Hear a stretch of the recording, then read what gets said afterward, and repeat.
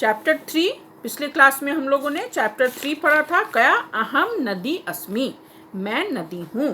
तो हम लोगों ने इसका अर्थ भी देखा था, शब्दार्थ भी देखा था और अभ्यासकार भी हम लोगों ने पूरा कर लिया था। आज हम लोग इसका व्याकरण पढ़ेंगे। व्याकरण में यहाँ है कारक। व्याकरण में क्या है बेटा? कारक। तो कारक किसे कहते हैं? क्रियान्वयित्वम कारकम। कारक की परिभाषा है क्रियान्वयित्वम कारकम। क्रिया के साथ जिसका प्रत्यक्ष संबंध होता है उसे कारक कहते हैं। क्रिया के साथ जिसका प्रत्यक्ष संबंध होता है उसे कारक कहते हैं। कारक के कितने भेद हैं? संस्कृत में कारक के 6 भेद हैं। संबंध, हाँ, संबंध और संबोधन को संस्कृत में इसका भेद नहीं माना जाता है, लेकिन अनुवाद की सुविधा के लिए हम कारक के 8 भेद मानकर इस पे 8 विभक्तियां बैठाते हैं। तो इसका हिंदी चिन्ह क्या है? कर्ता ने, कर्म को, करण से, संप्रदान को के लिए, आपादान से अलग होने का भाव, संबंध काके की, रारेरी, अधिकरण में, पै पर और संबोधन हे, अरे, भो, अहो, अजी आदि। तो यहाँ हम लोगों ने देखा तो कि कर्ता के संस्कृत में 6 हैं, लेकिन अनुवाद की सुविधा के लिए 8 भेद मानकर 8 विभक्तियां बैठाते हैं। तो इसका हिंदी चिन्ह हुआ कर्ता ने, और इसका संस्कृत में क्या चिन्ह हो जाएगा? ये कर्ता कौन सी विभक्ति हुई? कर्ता कारक प्रथमा विभक्ति। हाँ, कर्ता ने कर्म को, तो कर्म कौन सी विभक्ति हुई? द्वितीया विभक्ति। करण से, करण कौन सी विभक्ति है? तृतीया विभक्ति। संप्रदान को के लिए, ये कौन सी विभक्ति है बेटा? चतुर्थी, है ना। उसके बाद आपादान, से अलग होने का भाव। करण का भी चिन्ह से होता है और आपादान का भी चिन्ह से होता है, लेकिन करण का जो चिन्ह से होता है उसका अर्थ होता है साथ, और आपादान का से अलग होने का भाव, कोई जब एक दूसरे से अलग होते हैं। तो आपादान कारक कौन सी विभक्ति है? पंचमी। संबंध काके की, रारेरी, षष्ठी विभक्ति। अधिकरण का चिन्ह क्या है? में, पै पर, सप्तमी विभक्ति। और फिर संबोधन हे, अरे, अहो, भो, अजी, ये फिर प्रथमा विभक्ति। यहाँ हम लोगों ने देखा तो कर्ता कारक किसे कहते हैं? क्रिया संपादक कर्ता, क्रिया का संपादन करने वाला कर्ता कारक होता है। जैसे रामः पठति, तो कौन पढ़ रहा है? राम पढ़ रहा है। क्रिया का संपादन यहाँ कौन कर रहा है? राम। तो रामः पठति, राम पढ़ रहा है। कर्तरी प्रथमा, और कर्ता कारक में प्रथमा विभक्ति लगती है। हो गया। तो यहाँ हम लोगों ने पेज 33 देखा था बेटा। कुटरे कह वसति स्म, तो कुटरे महात्मा। के सत्य मार्गम न त्यजन्ति, सज्जना। कह सर्वविद्यम सहयोगम करोति, सत्य पुरुष। कौ सुंदरम गृहम अपश्यताम, तौ।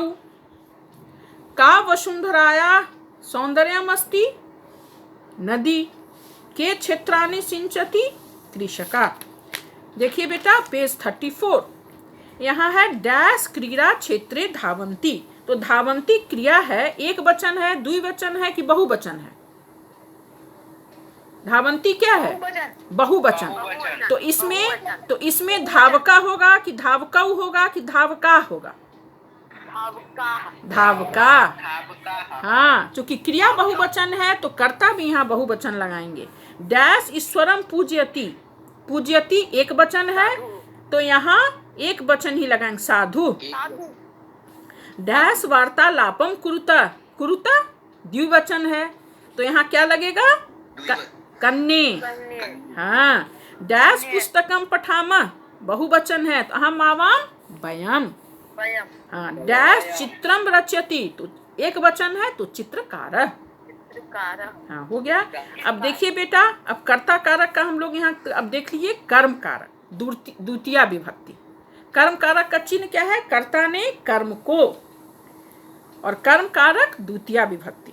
तो कर्म कारक किसे कहते हैं? कर्तुरीप सिप्तमम कर्मम। इसका संस्कृत में है, इसकी परिभाषा कर्तुरीप सिप्तमम कर्मम, अर्थात कर्ता की अत्यंत इच्छा जिस काम को करने में हो उसे कर्म कारक कहते हैं। कर्ता की अत्यंत इच्छा जिस काम को करने में हो उसे कर्म कारक कहते हैं। जो कर्ता जो काम करता है ना, तो जैसे रामा पुस्तकम पठती, उसकी अत्यंत इच्छा क्या है? पुस्तक पढ़ने की, तो पुस्तकम, यहाँ पुस्तक हो गया कर्म कारक। यहाँ देखिए, नीचे देखिए, प्रश्न है गायका किम करोति, तो गायका गीतम गायति, तो गायका गीतम गायति में कर्म कारक द्वितीय विभक्ति कौन है?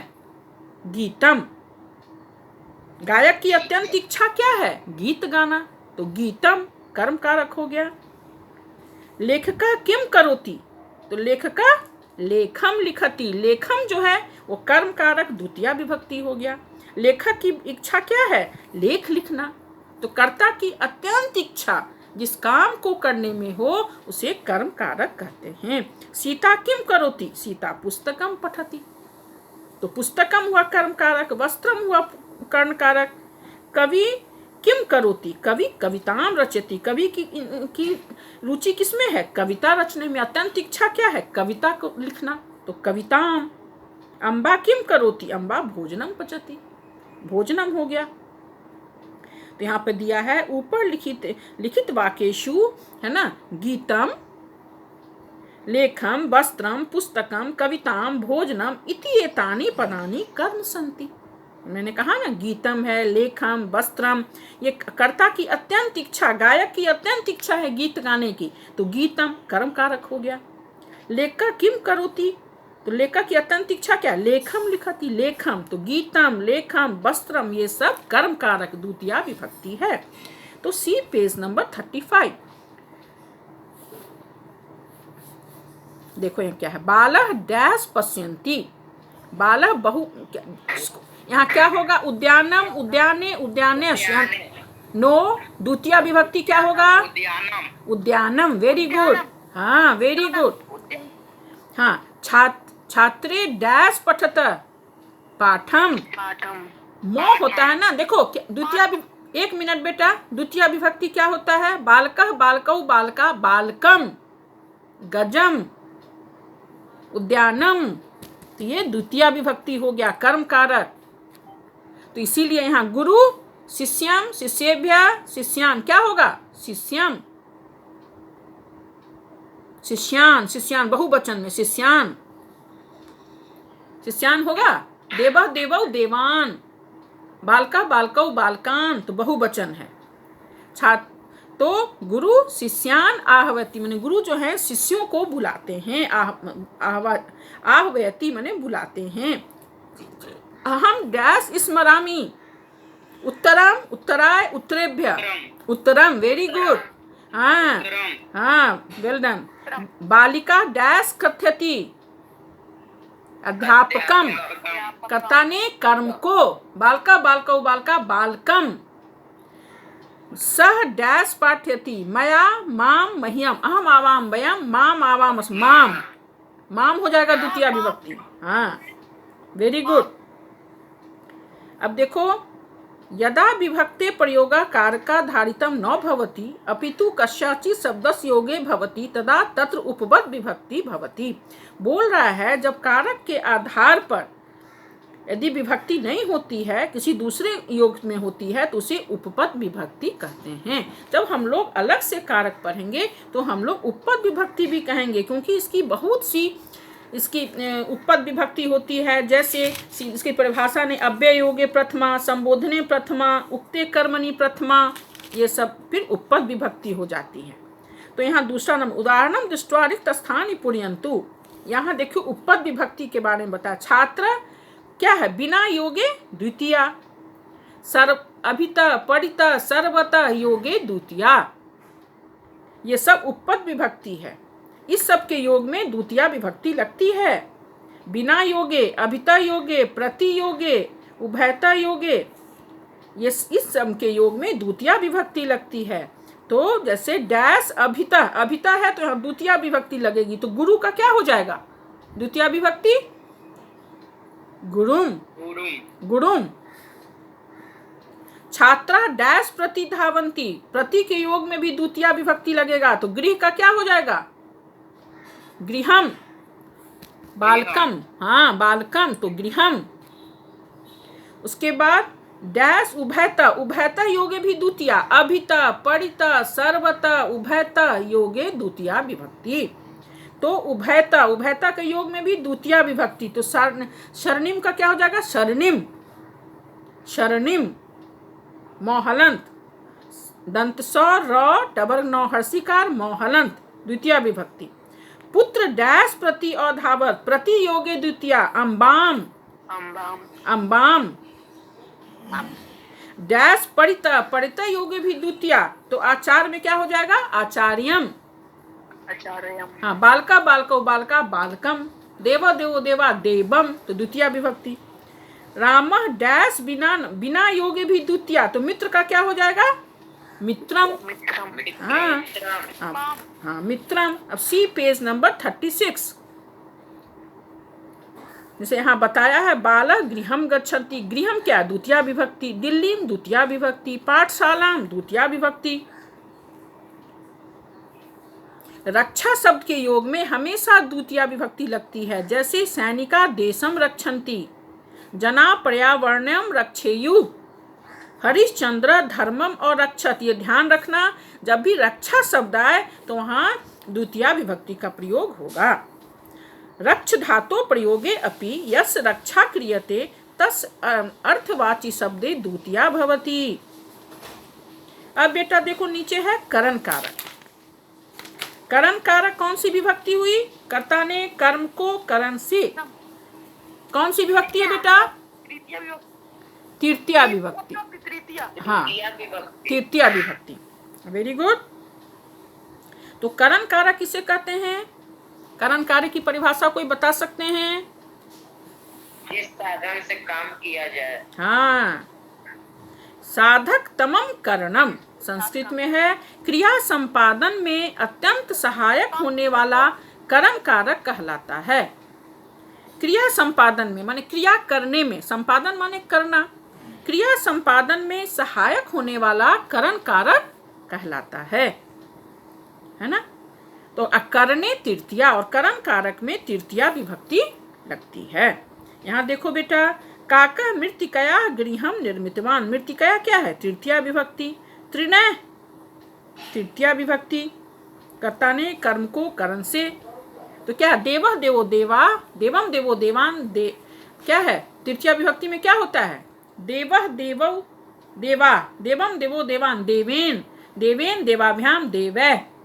बहुवचन है तो त्रिनय, देवेन सुखेन, सब तृतीया विभक्ति है। त्रिनय में तृतीया बहुवचन है, सुखेन में तृतीया एक वचन है, आनंदेन तृतीया एक वचन। अब यहाँ देखो सी पेज नंबर 37। छात्रा कलमेन लिखती, छात्र कलम से लिखता है। कलमेन में कौन सी विभक्ति लगी है बेटा?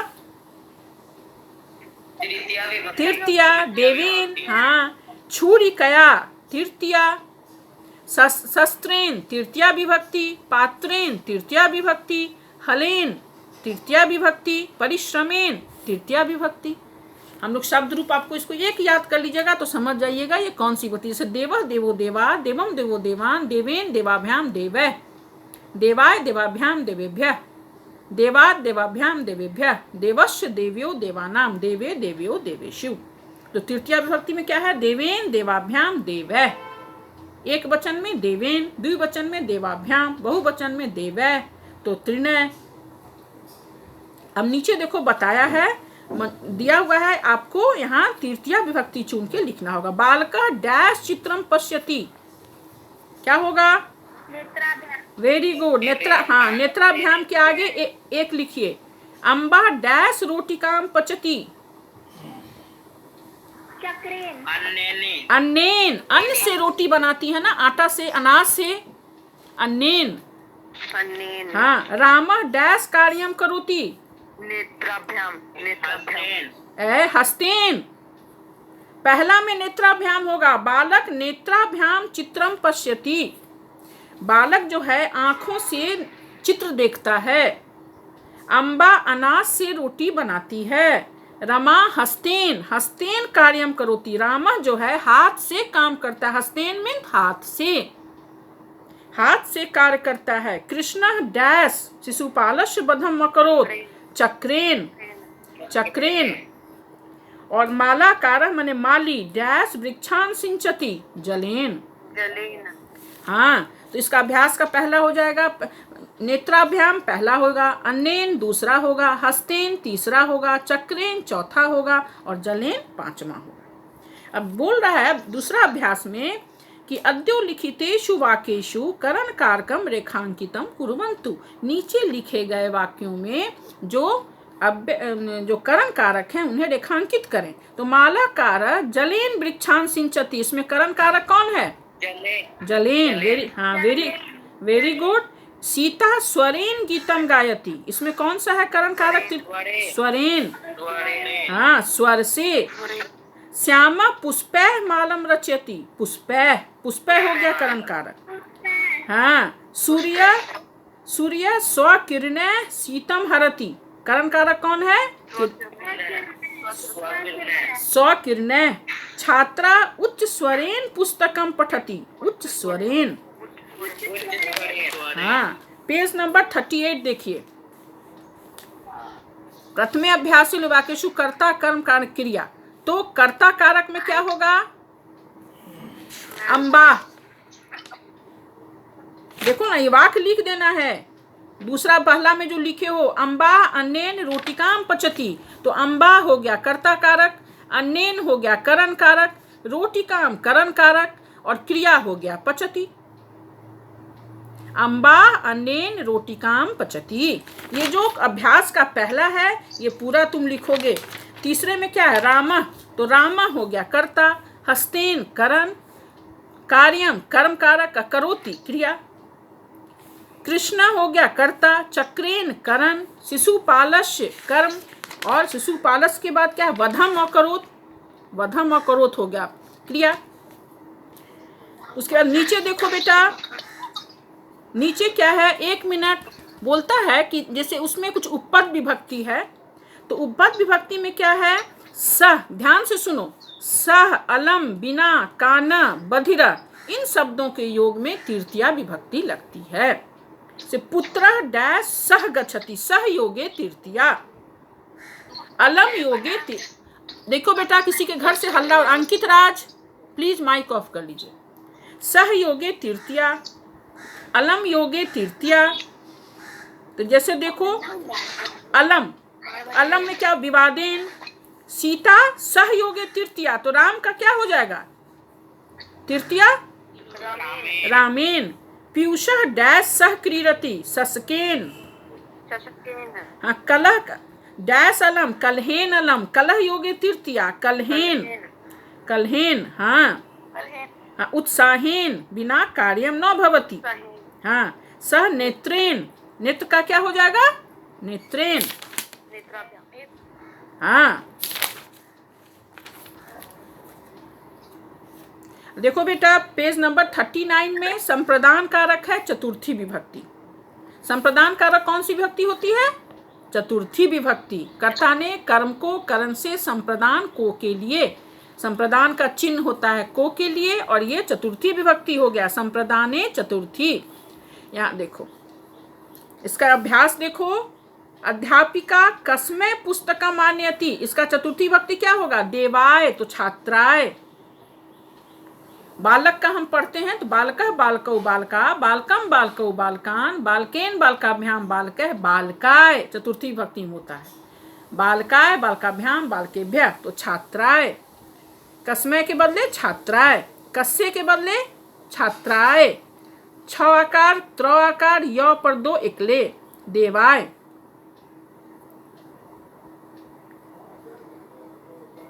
उसके बाद कस्य पठति, परीक्षाए, है ना? देवाय, देवाभ्याम देवेभ्यः, देवाय परीक्षाय।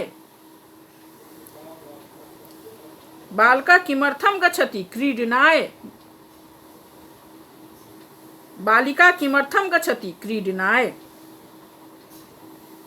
छात्राय, छात्राय, परीक्षाय, स्पर्धाए कस्य धावती, तो स्पर्धाए।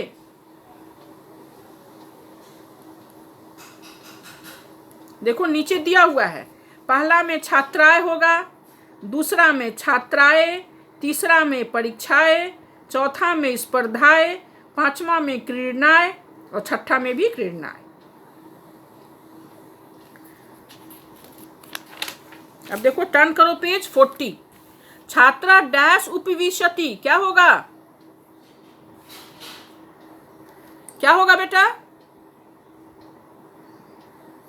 ओके बेटा।